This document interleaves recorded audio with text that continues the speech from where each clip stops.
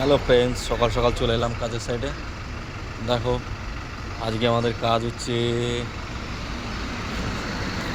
এই দেখো, দেখতেই পাচ্ছ। তো এটা হচ্ছে চেরিফিকেট চলে এসছে লিফটার। তো এই লিফটারে করে এসিটা লাগাবো ঠিক এইখানটায়, এই যে উপরে যে উইন্ডোটা দেখা যাচ্ছে এখানে।